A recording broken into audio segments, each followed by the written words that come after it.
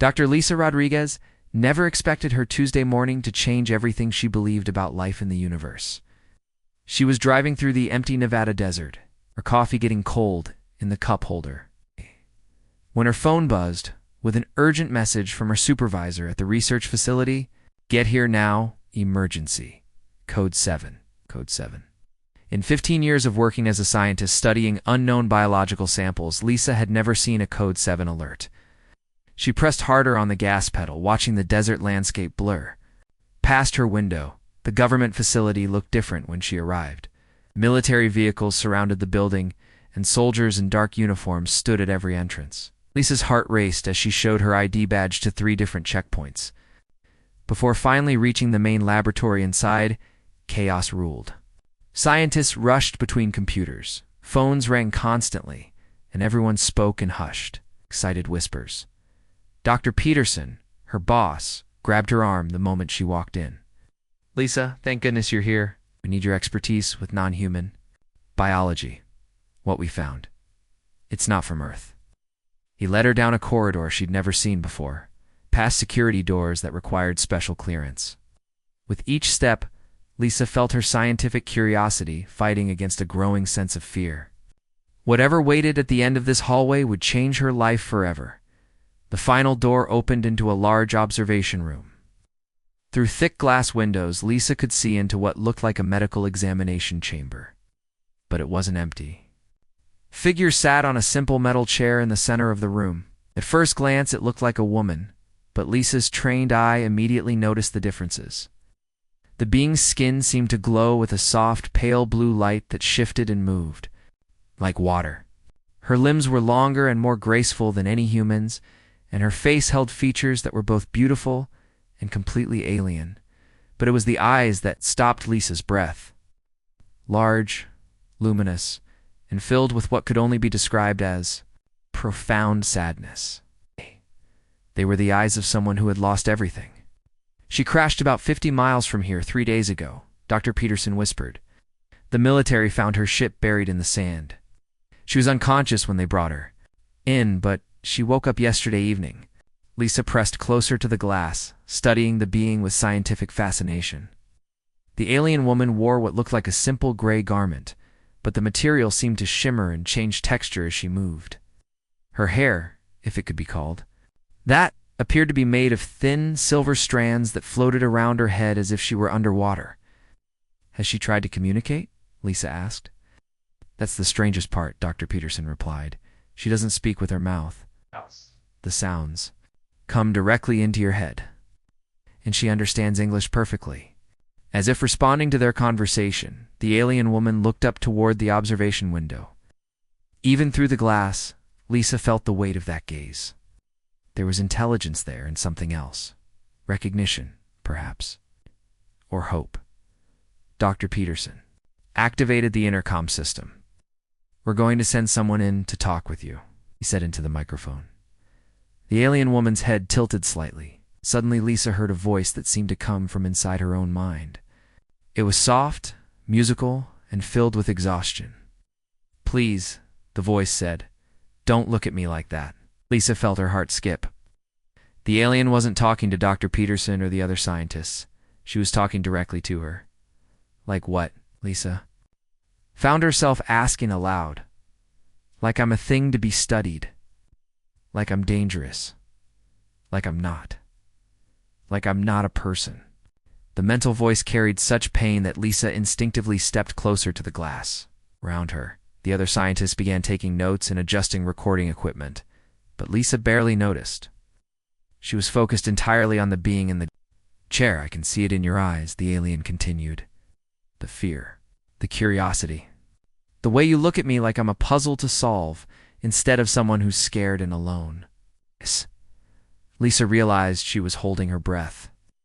In all her years of scientific training, she'd been taught to observe, to analyze, to maintain professional distance.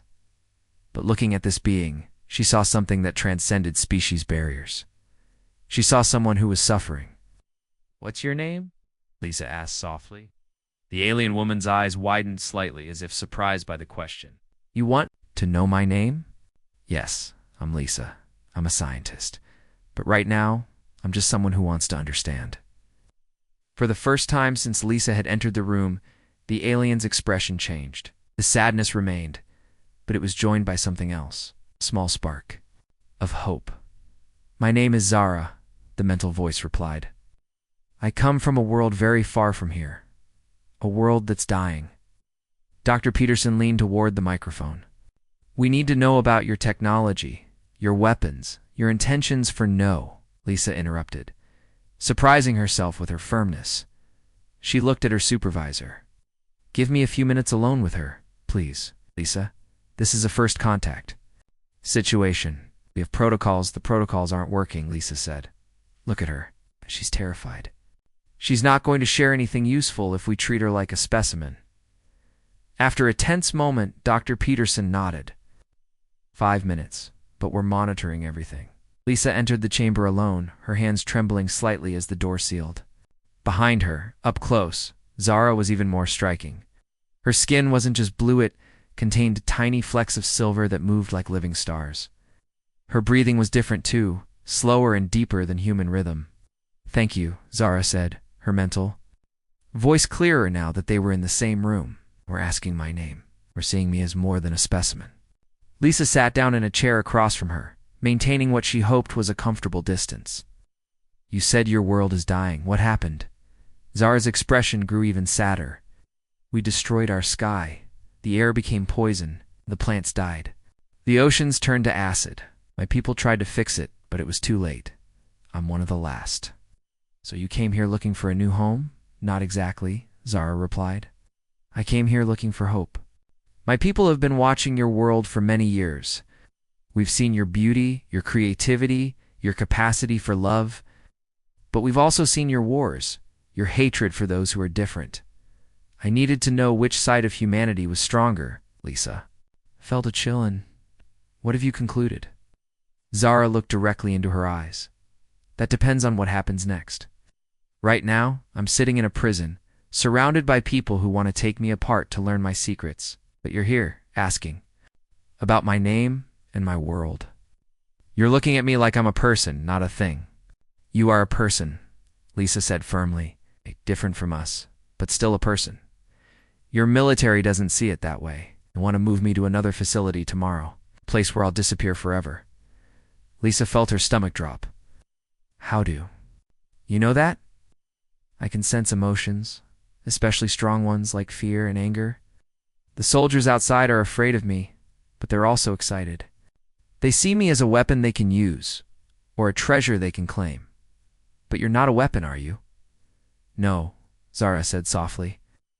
I'm just someone who wants to live, someone who hopes that maybe somewhere in this vast universe there's a place where beings can exist together without fear. Lisa realized that tears were running down her cheeks. Oh. This wasn't just first contact. It was a test of humanity's character. And so far, they were failing. What can I do? She asked. Zara's eyes brightened slightly. Help me show them that I'm not a threat. Help me prove that cooperation is better than conquest. Help me find a way to live peacefully among your people. I don't know if that's possible, Lisa admitted. The military, the government, they don't think the way scientists do. Then maybe, Zara said, we need to find a different way. A way that doesn't depend on governments or armies. It's a way that depends on people like you, who can look at a stranger from another world and see not a monster, but a friend. Lisa looked at this alien woman, this person sitting across from her, and made a decision that would change everything. She was going to help Zara, no matter what it cost her. Tell me what you need, she said. For the first time since Lisa had met her, Zara smiled. It was a beautiful expression that needed no translation across species. It was pure gratitude, pure hope, and pure trust. I need you to keep looking at me the way you're looking at me right now, Zara said. Like I'm worth saving. Over the next 2 days, Lisa spent every possible moment with Zara. What started as scientific curiosity had become something deeper. She found herself genuinely caring about this being from another world, wanting to understand not just what she was, but who she was. During their third conversation, Zara finally opened up about her past. Lisa sat in the same chair across from her, But now the atmosphere felt less like an interrogation and more like two friends sharing stories. Oh, hi. My world wasn't always dying, Zara began, her mental voice carrying a tone of deep nostalgia. When I was young, our skies were purple at dawn and gold at sunset. We had crystal forests that sang in the wind and oceans that sparkled with living light. Lisa closed her eyes, trying to imagine such a place. It sounds beautiful. It was paradise, Zara continued. My people, the ethereal, lived in harmony with our planet for thousands of years. We never took more than we needed, never poisoned our waters or burned our forests. We thought we were too wise to make such mistakes. What changed? Zara's expression grew darker. Progress. Innovation. The desire to reach for the stars. We began mining deep into our planet's core for rare minerals. We built massive cities that blocked out the sun. We created factories that pumped chemicals into our beautiful purple skies. Lisa felt a chill of recognition. It sounds familiar. Yes, your world is walking the same path we did. The difference is, we realized our mistake too late. By the time we understood what we had done, the damage couldn't be undone. Ow.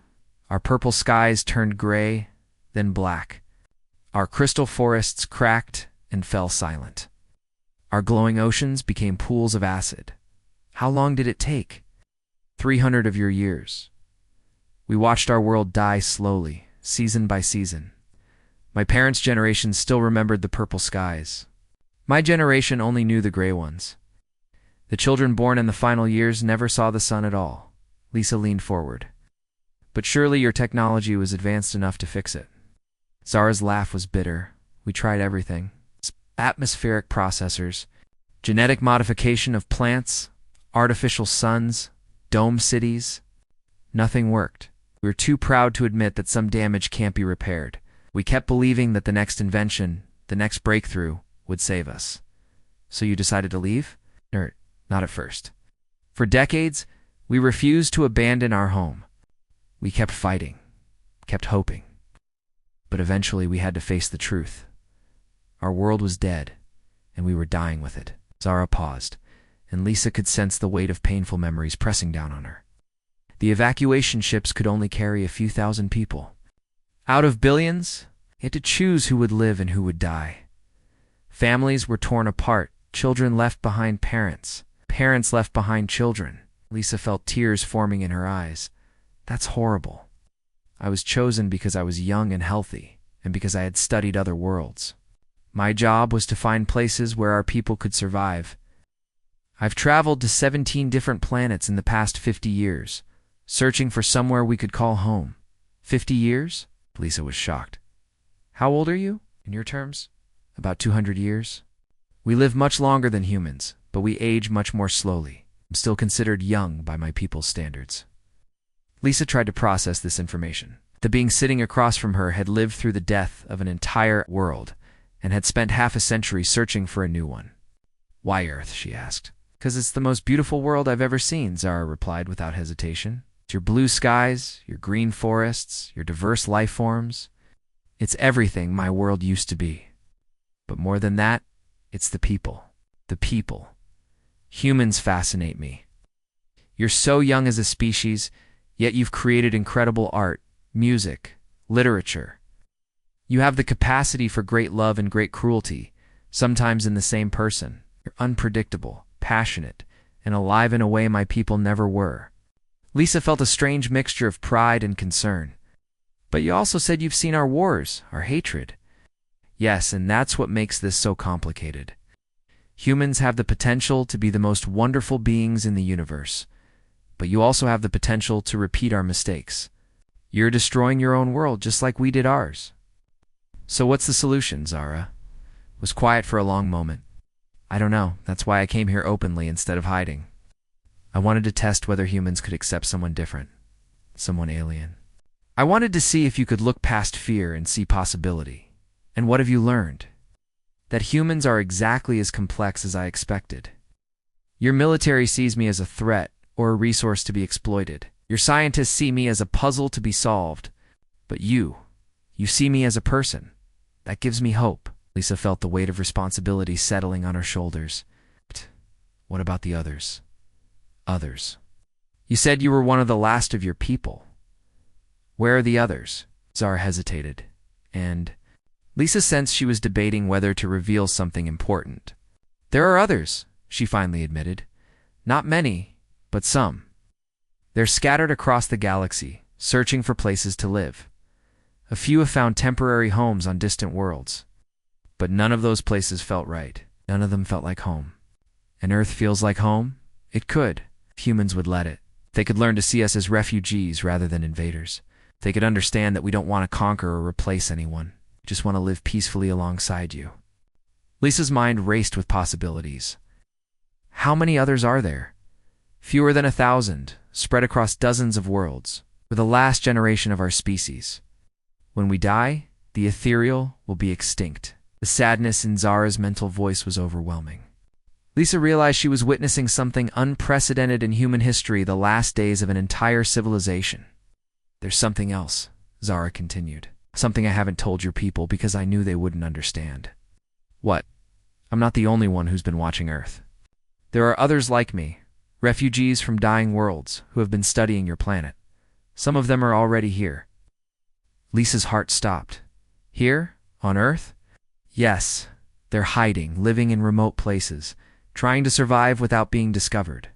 They've been here for years, some for decades. They're not invaders or spies. They're just people who have nowhere else to go. How many? I don't know exactly. Maybe 100, maybe more. We don't communicate often because it's too dangerous. But we're out there, watching, waiting, hoping that someday we won't have to hide anymore. Lisa struggled to process this revelation. Earth wasn't just receiving its first alien visitor. It was already home to an entire hidden community of refugees from across the galaxy. Why are you telling me this? She asked. Because I trust you. And because I need your help. The military is planning to move me tomorrow to a facility where I'll disappear forever. If that happens, it won't just be the end of me. It'll be the end of any chance for peaceful contact between our species. Lisa felt panic rising in her chest. What can I do? I'm just a scientist. You're the only human who's looked at me and seen a person instead of a specimen. You're the only one who's asked about my feelings instead of my technology. You're the only one who's shown me that humans can be trusted. But I can't stop the military. I don't have that kind of power. Maybe not. But you have something more valuable than power. You have compassion. And sometimes that's enough to change the world. Lisa looked at Zara, this being who had lived through the destruction of her entire world and still had hope for the future. She realized that the next few hours would determine not just Zara's fate, but the future of human-alien relations. Tell me what you need me to do, she said. Zara's eyes brightened with the first real hope Lisa had seen from her. Help me prove that humans and aliens can be friends. Help me show that cooperation is better than conquest. Help me find a way to live in peace.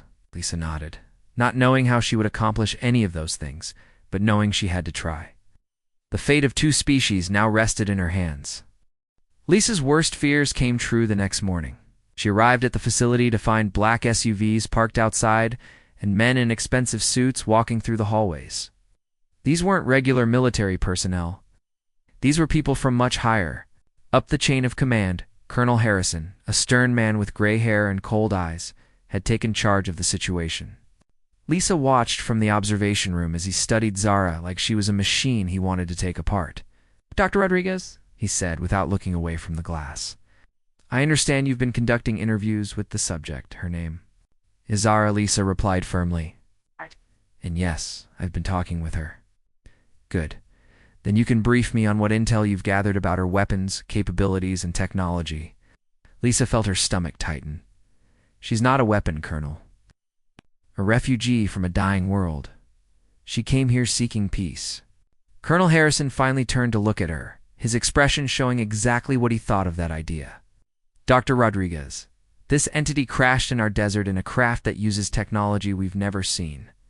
She communicates through some form of telepathy that could be used for mind control. Oh. She's potentially the most dangerous being ever to set foot on this planet. Have you actually talked to her? Lisa asked. Have you listened to what she's saying?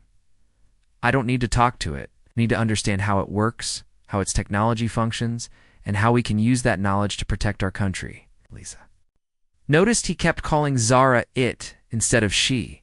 This wasn't just about national security. This was about seeing Zara as something less than human. Colonel, with respect, you're making a mistake.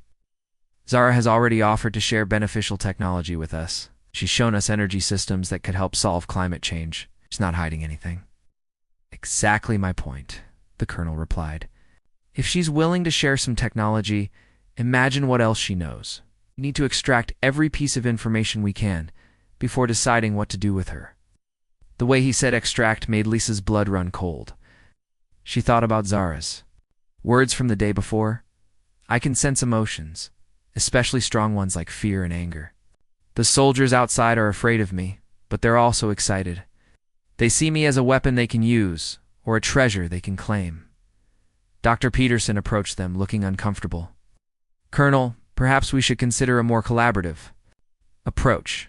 The subject has been cooperative so far. The subject is being transferred to a more secure facility this afternoon, Colonel Harrison said. Somewhere we can conduct a proper investigation without worrying about security breaches. Knew what that meant. Zara would disappear into some underground bunker where no one would ever see her again. She would become a lab rat, poked and prodded until she gave up all her secrets or died trying. I'd like to speak with her one more time, Lisa said. Absolutely not. No more unauthorized contact. It's not unauthorized. I'm the lead xenobiologist. On this project, I need to complete my assessment. Colonel Harrison stared at her for a long moment. Fine. 10 minutes. But you're going to ask her about weapons, technology, and defensive capabilities? Nothing else. Lisa nodded, but she had no intention of following those orders. When she entered Zara's room, she immediately noticed the change. The alien woman looked smaller, somehow more fragile. The blue glow of her skin had dimmed, and her large eyes held a resigned sadness. You know what's happening, don't you? Lisa asked softly. I can feel their intentions, Zara replied, her mental voice barely a whisper. They're going to take me somewhere dark and cold. They're going to hurt me until I tell them what they want to know. I won't let that happen. How can you stop them? You're just one person. Lisa didn't have an answer. She was just one person, a scientist with no political power or military connections. But she couldn't just stand by and watch this happen. Zara, you said there are others like you already on Earth. How do I contact them? Why? Because maybe we don't have to play by their rules. So maybe there's another way. Zara looked at her with something like hope. It's dangerous. If they're discovered, they're going to be discovered anyway. If the military takes you, they'll eventually find the others. At least this way, we might be able to control how it happens. Zara was quiet for a moment, then reached into her strange, shimmering clothing and pulled out a small device that looked like a crystal wrapped in silver wire. This can send a signal to the others, she said. But once you activate it, there's no going back. They'll come, and everything will change. Lisa took the device, feeling its strange warmth in her palm. What will they do? They'll try to help me, but more importantly, they'll reveal themselves. The secret will be out. Humanity will know that you're not alone in the universe. You think that's a good thing? I think it's the only thing. Your species is at a crossroads. You can choose fear and hatred, or you can choose curiosity and cooperation, but you can't choose ignorance anymore. Lisa looked at the device in her hand. Such a small thing to hold such enormous consequences. There's something else, Zara continued. The others aren't just refugees. Some of them have been working to help your world. They've been quietly sharing knowledge, helping with medical breakthroughs, contributing to scientific discoveries. They've been trying to save your planet the same way they couldn't save their own. Some of our recent advances in medicine and technology have come from beings who care about humanity's future. We've been helping from the shadows, hoping that someday we could step into the light. Lisa felt overwhelmed. The implications were staggering. How many people know about this? A few scientists, some doctors, a handful of environmentalists, people who were ready to accept help regardless of where it came from. People who cared more about saving lives than about species loyalty. And now, Now we're out of time. They're going to take me in an hour? If I disappear, the others will assume the worst. They'll go deeper into hiding, and the chance for open cooperation will be lost forever. Lisa made her decision. She activated the device. Immediately, a soft harmonic tone filled the room. It was beautiful, like music made of light. The sound seemed to come from everywhere and nowhere at once. What happens now? Lisa asked. Now we wait. It'll come, but it will take time. Can you delay the transfer? Lisa's mind raced. I'll try, but I need you to do something for me. What? I need you to show the other scientists what you showed me. I need them to see you as a person, not a specimen. If we're going to change minds, we need allies. And if they react with fear, then we'll deal with that when it happens. But I believe in people. I believe that most humans, when faced with the choice between fear and understanding, will choose understanding. Zara nodded slowly. I hope you're right. Lisa stood up, the crystal device still warm in her hand. I'm going to go talk to my colleagues. I'm going to try to convince them to stand up to the military. It's a long shot, but it's the only chance we have, Lisa Zara called as she reached the door. Thank you, if it ever happens. Thank you for seeing me as more than a monster. Lisa smiled sadly. Thank you for helping me see that the universe is bigger and more wonderful than I ever imagined. As she left the room, Lisa knew she was about to risk everything. Her career, her reputation, possibly her freedom. But she also knew that some things were worth fighting for. The right of all intelligent beings to be treated with dignity was one of them. The sound of the crystal device continued to hum softly in her pocket, sending its signal across the earth to others who had been waiting in the shadows. Soon, the secret would be out. Soon, humanity would have to choose what kind of species it wanted to be. Lisa just hoped they would choose wisely. The signal from Zara's device worked faster than anyone expected. Just 3 hours after Lisa activated it, strange things began happening around the world. In Tokyo, a mysterious figure appeared at a hospital and healed a child who had been dying of an incurable disease. Security cameras showed only a blurred shape, but the child was completely healthy within minutes. In the Amazon rainforest, environmental scientists discovered that thousands of acres of destroyed land had somehow regenerated. Overnight, trees that should have taken decades to grow were suddenly full-sized and healthy. In Antarctica, researchers found that a massive hole in the ice shelf had been mysteriously repaired using some kind of technology. It left no trace except perfectly solid ice. Lisa watched the news reports flooding in from around the globe, her heart pounding. The other alien refugees weren't just revealing themselves, they were actively helping humanity. Colonel Harrison burst into the observation room, his face red with anger. What did you do? He demanded. I don't know what you mean, Lisa replied, trying to keep her voice steady. Don't play games with me, Doctor. 12 hours ago, we had one alien. Now we have reports of unexplained phenomena on 6 continents. What did you and that thing talk about? Before Lisa could answer, Dr. Peterson rushed in holding a tablet. Colonel, you need to see this. The tablet showed a live news feed from London. The reporter was standing outside a children's hospital, her voice filled with amazement. Most extraordinary thing I've ever witnessed. A being that witnesses describe as humanoid, but clearly not human, appeared in the pediatric ward at exactly 3 p.m. local time. Within 20 minutes, every child in the cancer ward was completely cured. Doctors are calling it impossible, but the children are healthy, happy, and showing no signs of disease. Colonel Harrison's face went pale. How many of them are there? We're getting reports from 37 locations, Dr. Peterson said. They're not hiding anymore. They're openly helping people. Through the observation window, Lisa could see Zara sitting calmly in her chair. Despite everything happening around her, the alien woman looked peaceful for the first time since Lisa had met her. This changes everything, Colonel Harrison muttered. We need to contact the Pentagon immediately. This isn't just first contact anymore. This is a full-scale alien intervention. Or, Lisa said quietly, it's exactly what Zara said it was. Refugees helping their new home survive. Colonel Harrison turned on her. Dr. Rodriguez, you're suspended from this project immediately. Security will escort you from the building. But before he could call for guards, the lights in the facility began to flicker. A low, harmonic sound filled the air, the same beautiful tone Lisa had heard from Zara's device. Then the walls became transparent. Lisa blinked hard, thinking her eyes were playing tricks on her. But no, the solid concrete walls of the facility had somehow become as clear as glass. She could see through every wall, every floor, every ceiling. The entire building had become a crystal palace. Through the transparent walls, she could see figures approaching from the desert. They moved with the same graceful motion as Zara, but each was different. Some were tall and thin like living shadows. Others glowed with soft light. Few seemed to be made of something that looked like liquid starlight.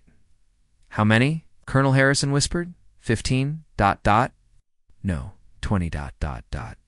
Dr. Peterson counted as more figures became visible.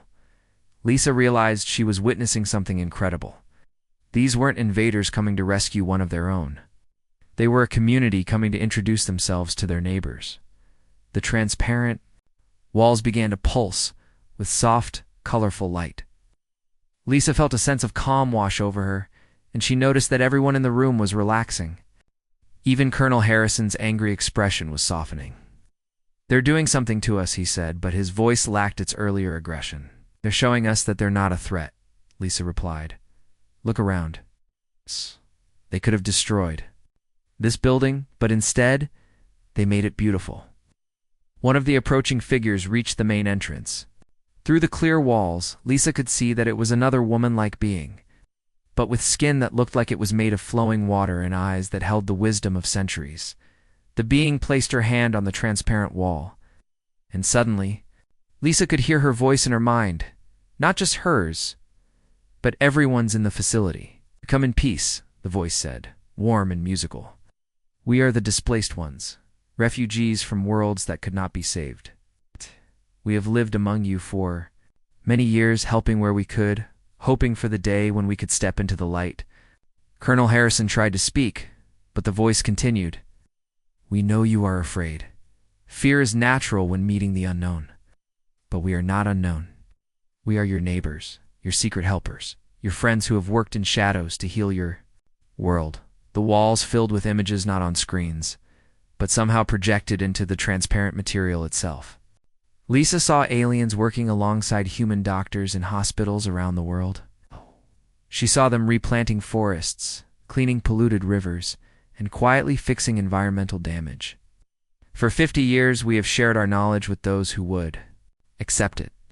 Many of your medical breakthroughs, your clean energy discoveries, your environmental restoration techniques, they came from minds that were not originally human, but who chose to call Earth home."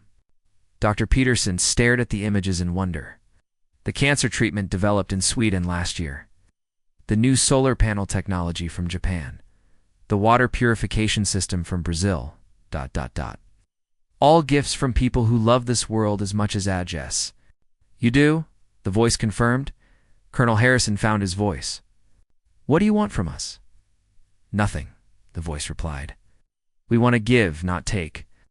We want to help your species avoid the mistakes that destroyed our own worlds. We want to work together to build something beautiful."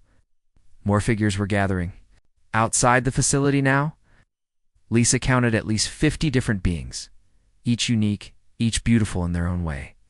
They weren't an army or an invasion force. They were a community coming out of hiding. "Why now?" Lisa asked aloud. "Why reveal yourselves today? Because our friend Zara believed that humans were ready? Because one human showed her that your species could look beyond fear and see friendship? Because sometimes all it takes is one person choosing kindness over cruelty to change the course of history." Lisa felt tears streaming down her face. Through the transparent walls, she could see Zara standing up in her room. The alien woman was smiling, really smiling for the first time since Lisa had known her. "We do not ask for your government's permission or your military's approval," the voice continued. "We ask for your hearts. We ask you to see us not as invaders or threats, but as neighbors who happen to come from far away." The harmonic tone grew stronger, and Lisa felt something shift in the air.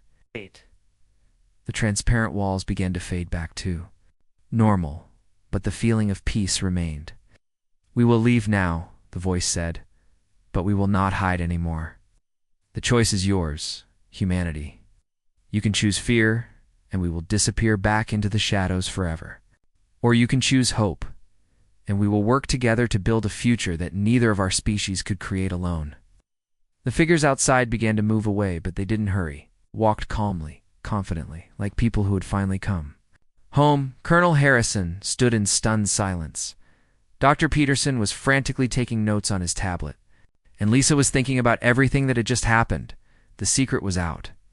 The world now knew that Earth was home to refugees from across the galaxy.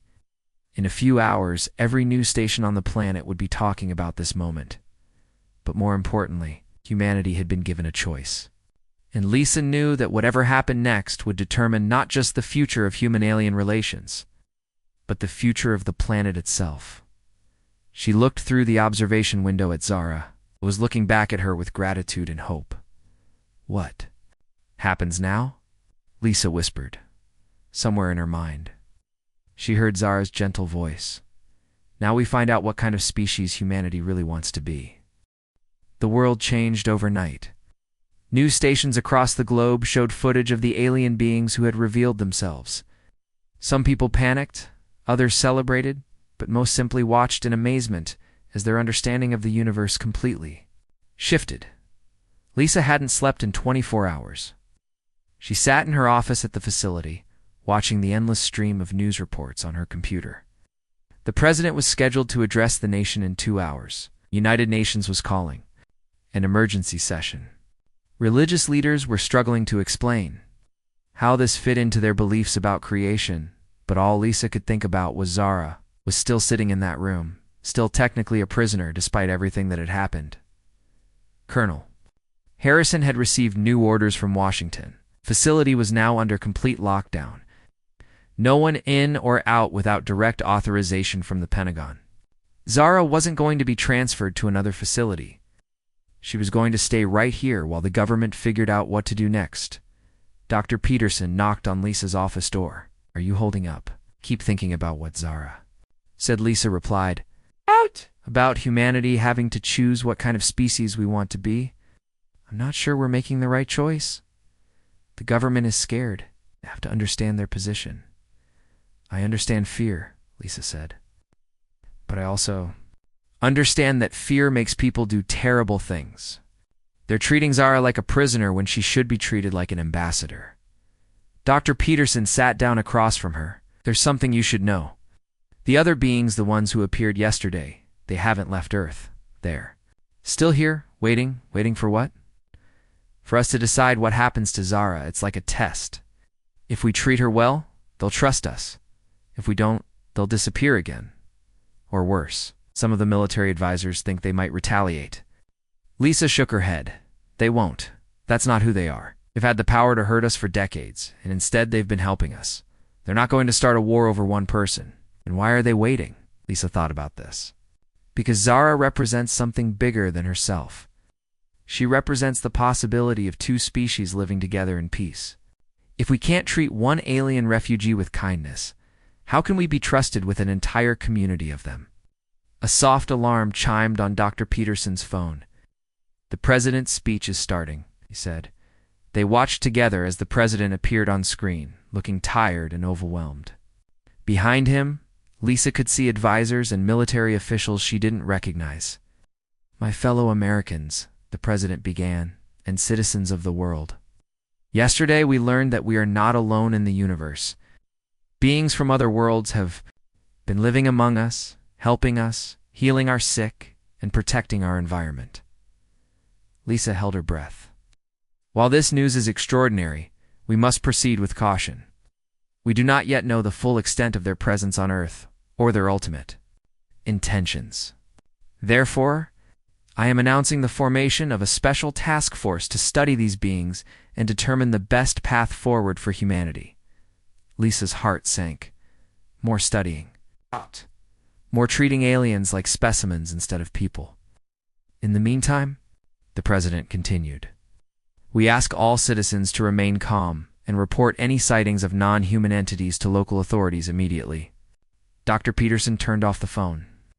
Well, that could have been worse. Could it? Lisa asked. He just asked the entire world to turn alien refugees over to the government. He's creating a climate of fear and suspicion. To say, I expected him to show leadership, choose hope over fear, to recognize that this is the greatest opportunity in human history, not the greatest threat. Lisa stood up and walked to the window. In the distance, she could see the desert where Zara's ship had crashed just a week ago. It felt like a lifetime had passed since then. I'm going to see her, she said. Lisa, you're not authorized. I don't care about authorization anymore. She walked through the halls of the facility, past security guards who knew her and didn't question her presence.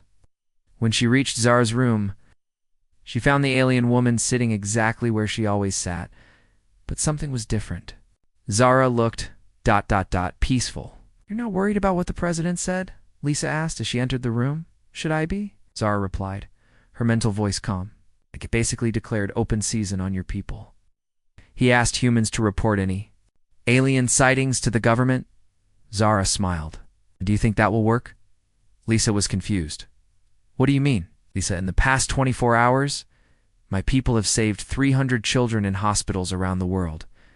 They've cleaned up oil spills, replanted forests, and provided clean water to drought-stricken areas.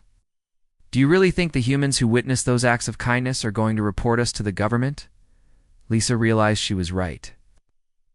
News reports hadn't just shown fear and panic. It also shown doctors crying tears of joy as their patients were healed.